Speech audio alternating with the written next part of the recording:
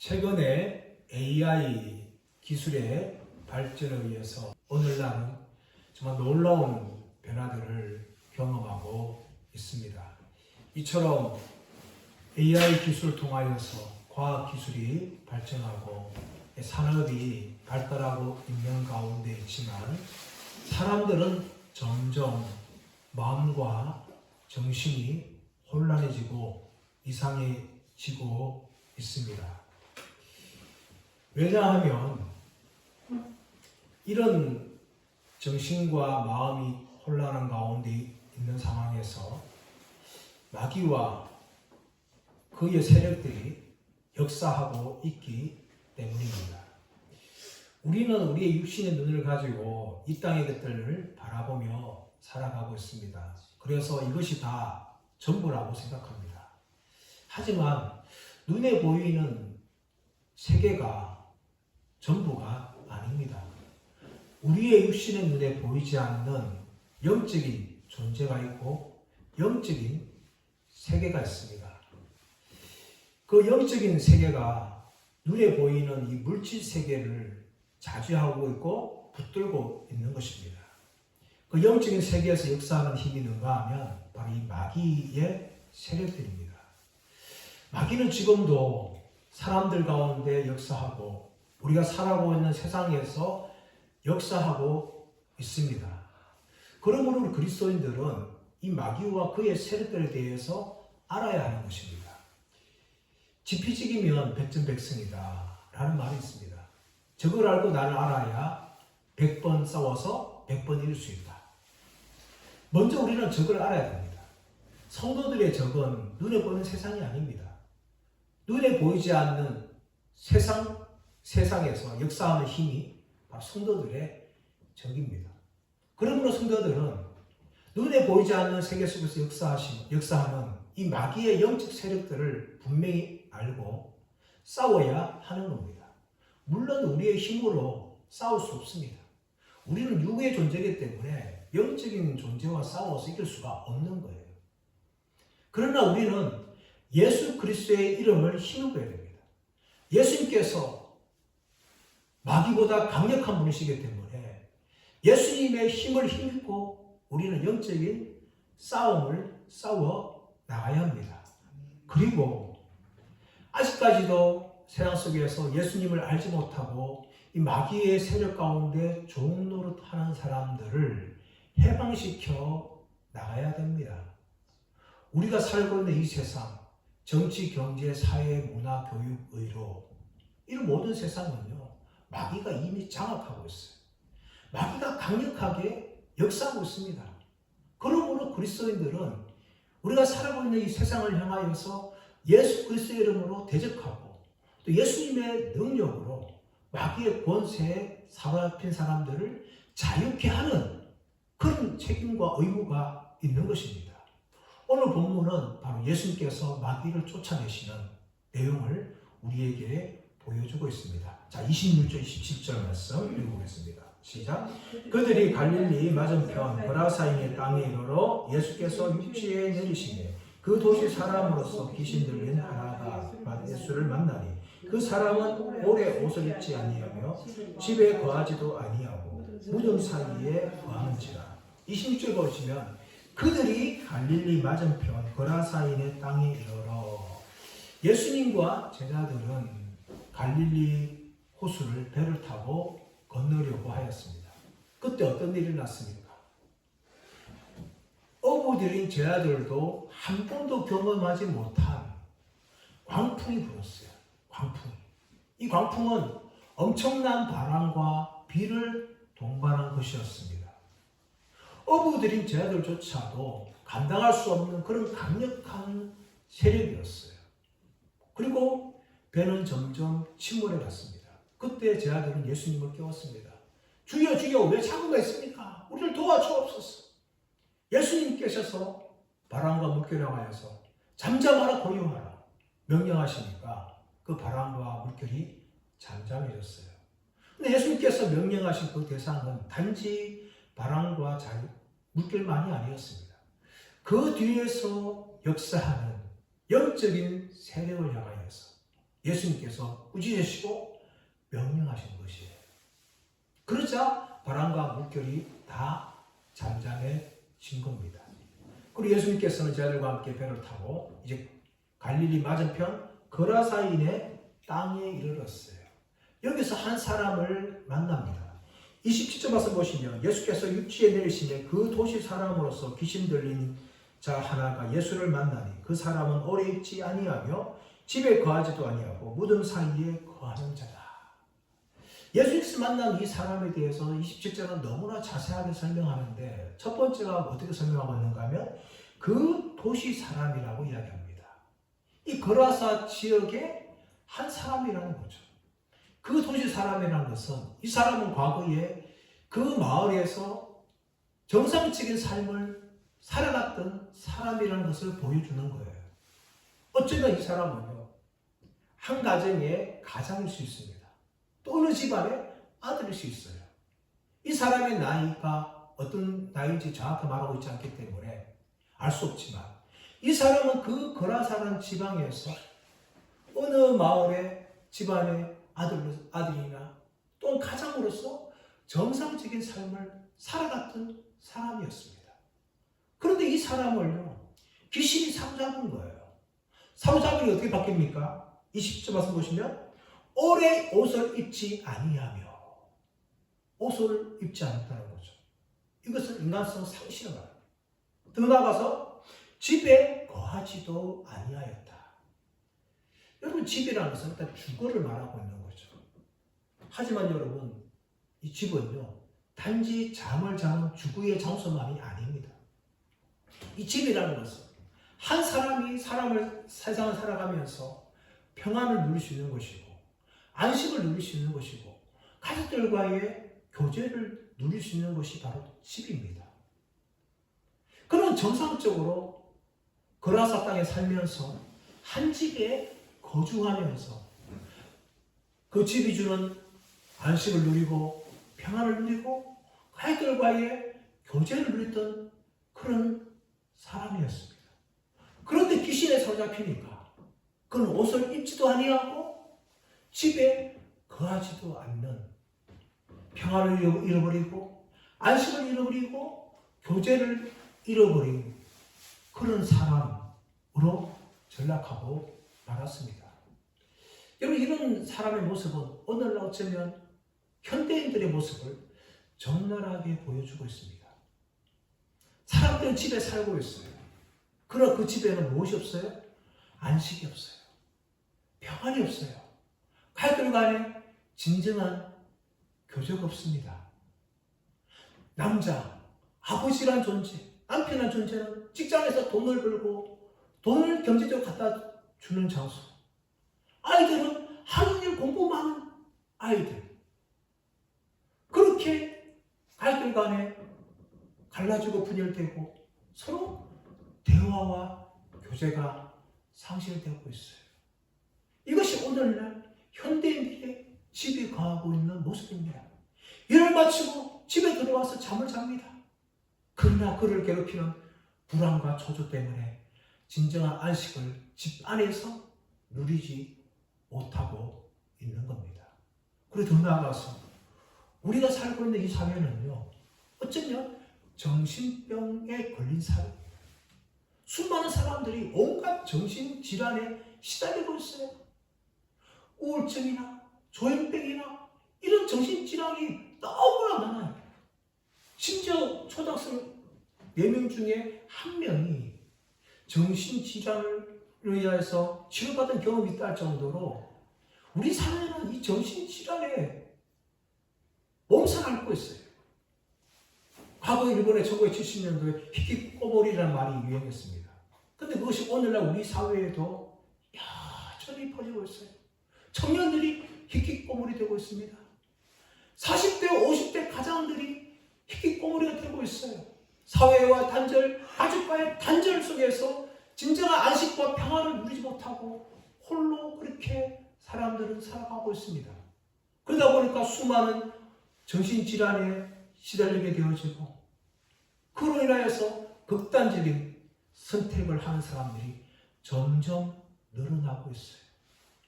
마치 집이 있지만 집에 거주하지 못하고 있는 이 거라사인의 광인의 모습이 바로 오늘날 현대인들의 모습이라는 것을 우리가 볼 수가 있는 것입니다. 더 나아가서 이 거라사 광인은요, 무덤 사이에 거하였다라고 이야기합니다. 무덤 사이에 거한 이 거라사 광인의 모습을 29절 갈로에는 자세히 설명하고 있는데요. 자, 29절 갈로 보시면 귀신이 가끔 그 사람을 붙잡음으로 그를 쇠사슬과 고랑이에 매어 지켰으되 그 맨 것을 끊고 귀신에게 몰려 광야로 나갔더라. 여러분, 이것이 귀신 사이에 거하고 있는 이 사람의 모습이에요. 귀신에게 사로잡혀가지고 그를 쇠사슬과 고랑으로 매어 지켰지만 그 맨 것을 끊고 귀신에게 몰려서 광야로 돌아다니고 무덤 사이에 거하고 있는 이 사람의 모습이 오늘 이 거라사 광인의 모습이라는 것을 보여주고 있습니다. 여러분, 이처럼 귀신은요, 지금도 사람들 가운데 역사하고 있습니다. 거라사 광인에게 역사했던 이 귀신은요, 오늘날 수많은 사람들에게 여전히 역사하고 있어요. 힘을 강력하게 미치고 있습니다. 저는 귀신 들린 사람을 직접적으로 대적한 적은 없어요. 하지만 귀신 들린 것 같은 사람을 만나고 밤새도록 싸운 적이 있었습니다. 근데 여러분, 우리가 잘 알고 있는 장로님 중에서 박효진 장로님 계세요. 이분은 교도소에서 오랫동안 이 근무를 하셨죠. 수많은 사람들을 만났습니다. 만났는데 그분의 교도소 안에 어떤 재수가 들어왔는데 이 재수는 어떤 사람이 있는가 하면 일가족을 죽인 사람이에요. 그런데 이 사람은요, 일가족을 죽일 수 있는 힘이 없는 사람이에요. 척추병 환자였어요. 척추병 환자이기 때문에 그 무거운 걸 들 수가 없는데 도끼로 일가족을 죽였다는 거예요. 처음에 이 사건이 발생했을 때 경찰들은 수사를 하는 거죠. 이것은 너무나 잔인하게 도끼를 죽인 거기 때문에 원한 관계에 의한 살인일 것이다. 그렇게 생각한 거죠. 그렇게 수사를 한 거예요. 그런데 아무리 찾아봐도 이 원한 관계로 죽일 수 있는 사람이 없는 거예요. 그러면서 유일하게 가해중에 살아남은 이 척추병 환자가 의심이 가는 거예요. 이 사람이 아닐까. 그런데 이 사람은 척추병 환자예요. 무거워 들 수가 없는 거예요. 심정적으로는 이 척추병 환자가 죽였을 것 같은데 이 척추병 환자가 어떻게 도끼로 죽일 수 있을까? 그런 의문을 가진 거예요. 그러면서 계속해서 이 환자를 살펴보고 있는데 시간이 점점 갈수록 이 사람이 이상한 현상을 보이는 거예요. 마치 귀신 들린 것처럼. 그래서 경찰들이 신문하면서 네가 이 칼을 죽였지. 누가 너한테 이것을 시켰어? 그렇게 물어보니까 이 척추병 환자가 무슨 말을 하냐면 내 안에 무엇인가? 죽여라! 그럼 자기에게 말했다는 거예요. 그리고 그 말에 사로잡히게 되니까 귀신의 능력이 역사하는 거죠. 무거운 거 들지 못한 그 척추병 환자가 도끼를 가지고 일가족을 다 그렇게 죽인 겁니다. 실제로 지금도 이런 일이 일어나고 있어요. 귀신은 강력하게 지금도 역사하고 있는 거죠. 왜 그렇습니까? 이 귀신이란 존재, 마귀란 존재에 대해서 계시록 9장 11절에서 말하고 있는데 그의 정체가 뭡니까? 파괴자라고 합니다. 파괴자. 히브리어는 아바도, 헬라어는 아굴로, 파괴자. 세상을 파괴하고 하나님이 창조하신 인간을 파괴하는 존재가 바로 이 마귀 귀신들의 세력이라는 거죠. 그런데 여러분, 이 마귀의 세력들은 너무나 강력해요. 사람들의 힘을 쫓아낼 수가 없는 거예요. 지금도 여러분, 귀신 들린 사람을 쫓아내려고 무당들이 굿하고 있지 않습니까? 근데 오히려 그 무당의 굿은요, 귀신을 쫓아내는 것이 아니라 귀신을 더 불러내는 행위입니다. 더 사람들을 망치게 하는 거예요. 또 어떤 사람은 정신적으로 치유하려고 해요, 여러분. 정신적인 치유는요, 영적인 것을 해결할 수 없어요. 정신과 영적인 것 또 다른 세계입니다. 아무리 정신적으로 상담하고 치료하려고 해도 영적인 문제를 해결할 수 없는 거예요. 귀신을 사로잡힌 것은요, 정신적 문제가 아니라 영적인 문제라는 거예요. 또 어떤 사람은요, 또 정신치료뿐만 아니라 또 체면술을 그렇게 돼요. 체면술 걸어가지고 전생이 어떻게 됐나. 다 이런 모든 어떤 마귀의 장난, 귀신들의 장난에 놀아나는 겁니다. 인간들의 어떤 방법을 통해서는 귀신을 쫓아낼 수가 없고 오히려 귀신들에게 더 강력하게 사로잡히고 귀신의 장난질에 놀아나는 거예요. 그렇다면 어떻게 여러분 귀신들을 쫓아낼 수 있습니까? 오늘 본문은 우리에게 답을 제시하고 있는데, 자 28절 19절 말씀 볼까요? 28절 19절 시작. 예수를 보고 부르짖으며 그 앞에 엎드려 큰 소리로 불러 이르되 지극히 높으신 하나님의 아들 예수여, 당신이 나와 무슨 상관이 있나이까? 당신께 구하오니 나를 괴롭게 하지 마옵소서 하니, 이는 예수께서 이미 더러운 귀신을 명하사 그 사람에게서 나오라 하셨습니다. 29절 말씀 보시면 예수께서 이미 더러운 귀신을 명하사 그 사람에게 나오라 그렇게 명령하시니까 28절 어떻게 봅니까? 예수를 보고 부르짖으며 그 앞에 엎드려 큰 소리를 불러 이르되 지극히 높으신 하나님의 아들 예수여, 당신이 나와 무슨 상관이 있나이까? 당신께 구하오니 나를 괴롭게 하지 마옵소서. 왜 여러분 이 귀신이 이렇게 예수님 앞에 무릎을 꿇으며 부르짖으며 이렇게 반응하고 있을까요? 그 이유는 무엇인가 하면 이 귀신들은요 예수님이 어떤 분인지를 알고 있기 때문이에요. 그들이 무슨 말을 합니까? 지극히 높으신 하나님의 아들 예수요. 그들은 영적인 존재이기 때문에 이 땅에 오신 예수님이 지극히 높으신 하나님의 아들 예수라는 것을 알고 있었어요.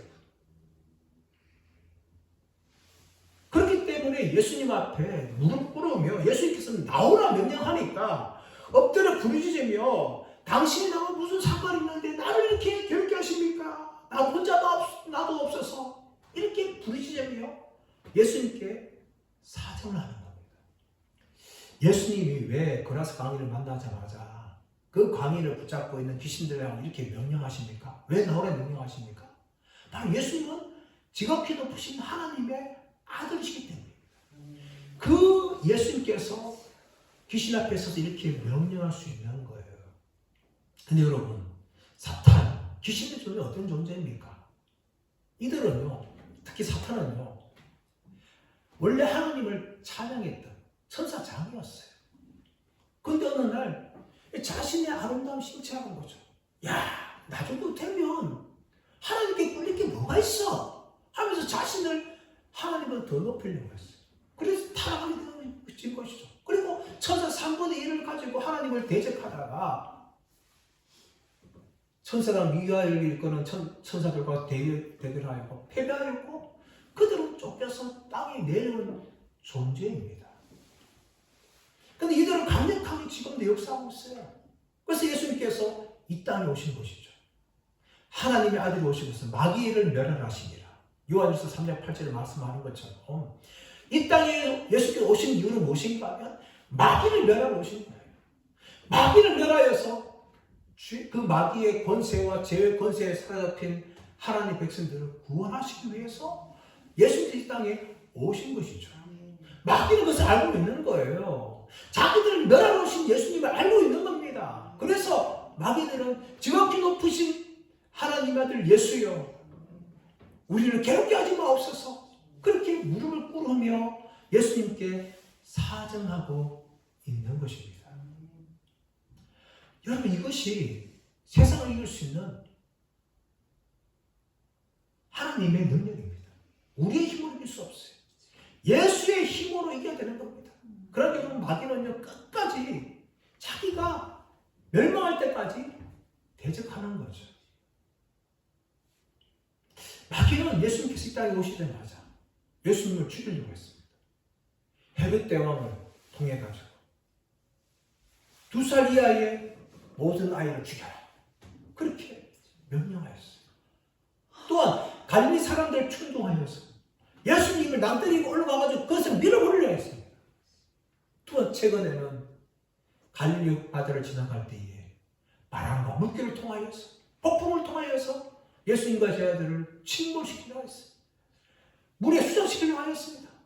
그리고 이 모든 건 다 실패할 수밖에 없는 거죠. 왜냐하면 예수님은 지극히 높으신 하나님의 아들이시고 마귀를 멸하기 위해서 이 땅에 오셨기 때문입니다. 그래서 여러분, 이 귀신들은 예수님 앞에 꼼짝하지 못하고 있는 겁니다. 자, 30절 말씀 볼까요? 30절 시작. 예수께서 내 이름이 무엇이냐 물으시니 이르되 군대라 하니 이는 많은 귀신이 들렸습니다. 예수님께서 물으시는 거예요. 이 물으시는 것은 권세 있는 자가 권세보다 약한 자에게 묻는 겁니다. 내 이름이 무엇이냐? 네 정체를 밝혀라. 그렇게 말할 때 이 귀신들은 뭐라고 말합니까? 우리는 군대입니다. 군대. 이 군대는 헬라단어 레기온이라는 단어인데요. 5천에서 6천 명 정도가 되는 사단급 군대를 말하는 겁니다. 그만큼 많은 귀신들이 이 거라사 광야를 붙잡고 있는 거예요. 그렇게 강력하게 역사하니까 무덤이 거하면서 사람들이 꼼짝 못하도록 세상을 묶었지만 그래서 다 풀고 온 광야를 뛰어다니는 사람이 된 거죠. 그만큼 귀신들이 강력하게 이렇게 역사합니다. 그러면서 뭐라 말합니까? 31절 말씀 보시면 무주병으로 들어가라 하지 마시기를 강구하더니 이렇게 많은 귀신들이 하지만 예수님 앞에서는 꼼짝 못하는 거죠. 그래서 우리를 무저갱이에 던지지 마십시오 라고 말합니다. 무저갱이는 헬라어로 아비소스라는 단어입니다. 이것은 밑바닥이 없는 구덩이를 말하는 거죠. 이것은 최후 심판전에 마귀와 그의 세력들이 들어가야 될 장소입니다. 임시적인 심판의 장소죠. 이 장소에 던지지 마옵소서. 그렇게 예수님께 이 강구하고 있습니다. 그러면서 어떻게 말합니까? 32절. 마침 그곳에 많은 돼지떼가 산에서 먹고 있는지라 귀신들이 그 돼지에게로 들어가게 허락하심을 강구하니 이에 허락하시니 33절 귀신들이 그 사람에게서 나와 돼지에게로 들어가니 그때가 비탈로 내리다라 호수에 들어가 몰사하거늘. 돼지들은요 예수님께 우리를 무저갱이 던지지 마시고 차라리 저 돼지떼에 들어가게 하여 주옵소서. 그렇게 예수님께 사정을 합니다. 간구합니다. 예수님께서 허락하시니까 그 많은 돼지떼, 이 귀신들이 돼지떼에 들어가서 그 돼지떼가 귀신에 사로잡히니까 미치는 거죠. 미쳐가지고 어떻게 하면 낭떠러져가지고 다 떨어져 죽어 버렸습니다. 물론 여러분 겉으로 보면 이 돼지떼가 아깝다, 불쌍하다라고 볼 수 있지만 왜 예수님께서 이렇게 하셨을까요?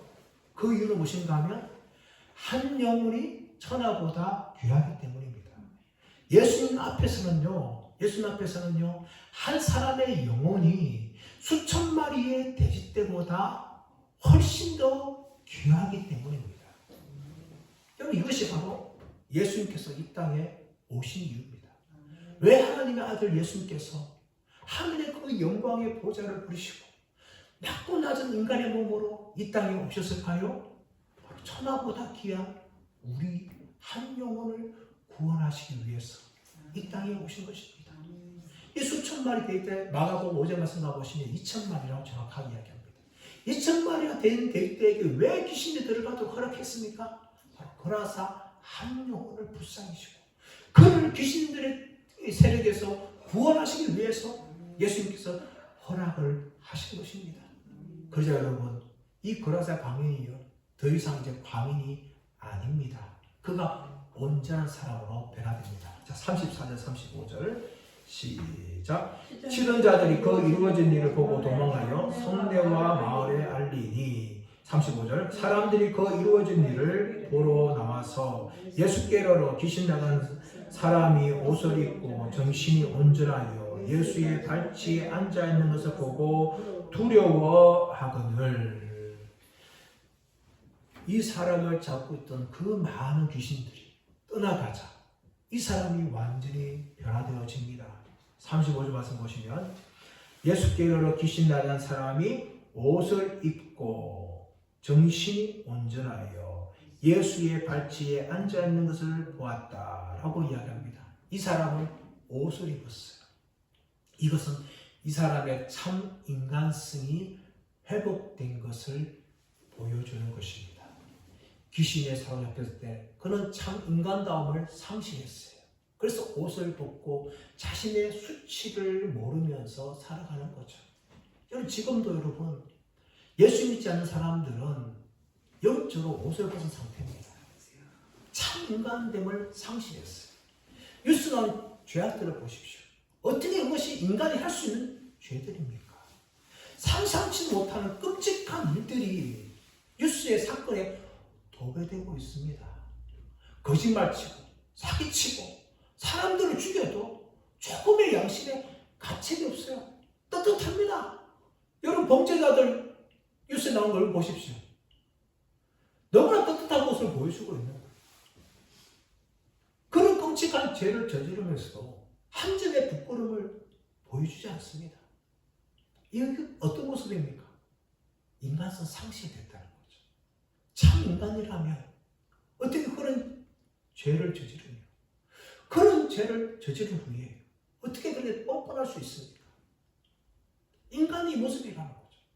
자신의 죄에 대해 전혀 알지 못하는 겁니다. 또 어떤 사람은 너무나 자기를 비하합니다. 내 인생이 끝났어. 그렇게 평가, 극단에서 들어갔단 말이에요. 어떤 사람은 너무나 교만합니다. 너무나 교만해요. 그리고 죄에 빠져 살면서, 쾌락에 빠져 살면서 그것이 잘못인지 전혀 알지 못하면서 참 인간다움을 상실하면서 지금도 수많은 사람들이 살아갑니다. 그러나 이 고라사 강에는요, 예수님 만나고 귀신이 쫓겨난 후에 옷을 입는 거죠. 인간성을 회복한 겁니다. 자신의 부끄러움을 감추는 옷을 입는 것이죠. 여러분, 저와 여러분이 바로 예수님 만난 후에 이런 사람이 된 겁니다. 우리는 예수님의 의의 옷, 예수 그리스도로 옷 입은 사람들이에요. 과거는 죄 가운데 살아가면서 그것이 죄인지도 알지 못하고 하나님의 교만하며 살아갔지만 이제는 예수님 만나서 예수님의 옷을 입고 내 안에 비록 죄가 있지만 예수님의 은혜로 내 죄가 감추어진 것을 감사하면서 그렇게 우리는 살아가고 있습니다. 참 인간다움을 회복하는 거죠. 하나님의 형상이 온전하게 예수님 만남을 통하여 회복되고 있는 가정 가운데 우리는 있는 것입니다. 두 번째, 이 사람은요, 정신적으로 온전해졌어요. 온전해졌어요. 과거에는 귀신에 사로잡혀서 무덤새에 가면서 날뛰면 그렇게 살아갔어요. 그러나 이제는 정신이 온전하게 되었습니다. 온전해졌어요. 지금도 수많은 사람들이 정신병에 시달리고 있어요. 정신 안정제, 수면제, 진통제 없이 살아가지 못합니다. 마음의 불안과 염려와 걱정과 우울증 속에서 그렇게 붙잡혀 살아가고 있어요. 그러나 여러분, 예수 믿으면요, 정신이 온전해지는 거예요.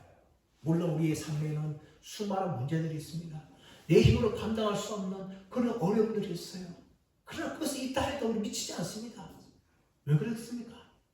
하나님이 내 아버지고 예수님이 내 구주라서 알고 있기 때문에, 성령님이 내 안에 계심을 알고 있기 때문입니다. 그래서 말씀 읽으며 기도하면서 하나님을 의지하고 우리의 길을 하나님께 맡기면서 그렇게 살아가는 거죠. 그러니까 미치지 않는 거예요. 그렇지 않으면 모든 사람들이 정신적인 병이 시달리고 불안과 초조, 두려움 가운데 살아갈 수밖에 없는 겁니다. 이 귀신 들린 사람은요, 예수님께서 치유해 주시니까 그의 정신이 온전하게 되었습니다.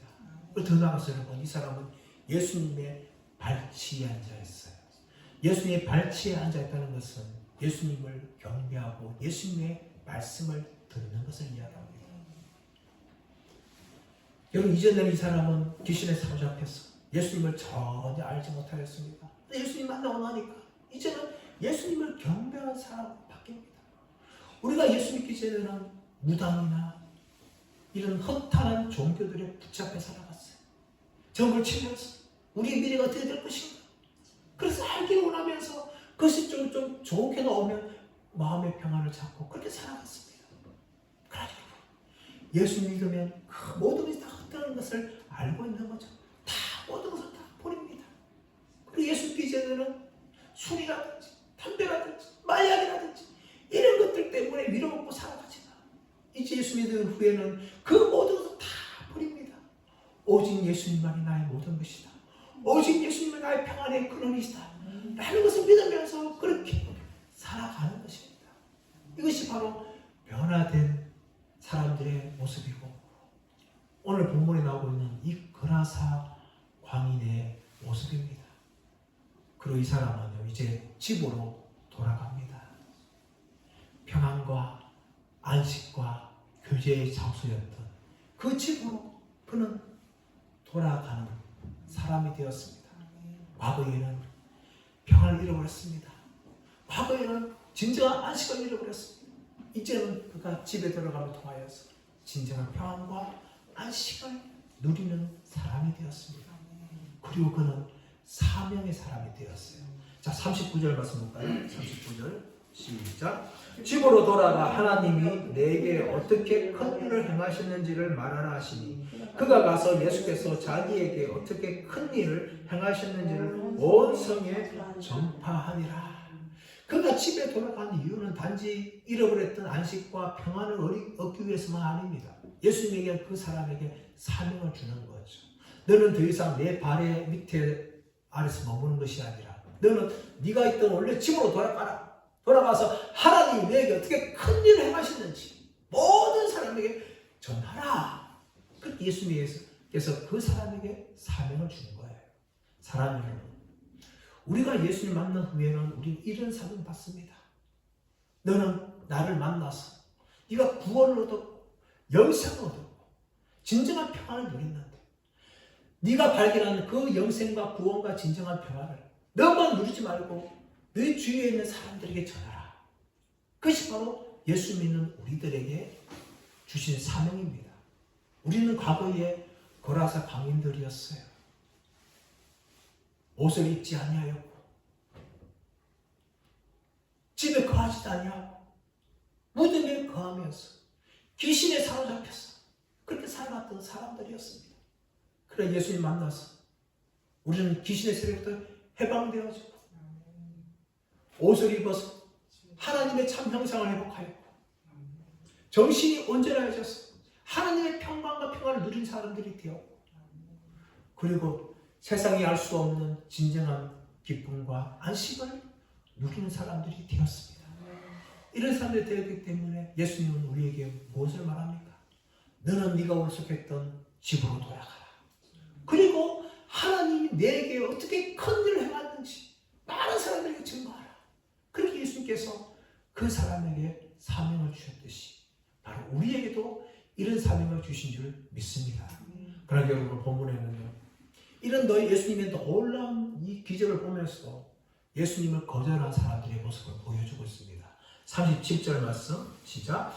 거라사인의 땅 근방 모든 백성이 크게 두려워하여 예수께 떠나가시기를 구하더라. 예수께서 배에 올라 돌아가실세. 거라사인의 땅 모든 백성이 크게 두려웠어요. 2000마리 된 돼지떼가 낭떠러지 떨어져서 몰상을 보고 크게 두려워하면서 예수님께 사정하는 겁니다. 예수님, 더 이상 여기 있지 마십시오. 여기서 떠나십시오. 그렇게 그들은 말하는 겁니다. 여러분, 이런 놀라운 기적을 보았다면 예수님 여기 오셔서 더 말씀을 전해주세요. 더 기적 행해주세요. 이렇게 말해야 되는데 그들은 예수님을 가지고 여기서 떠나주십시오. 그렇게 예수님에게 사정합니다. 왜 그렇습니까? 더 이상 그들은 물질적인 손해를 받지 않기를 원했기 때문입니다.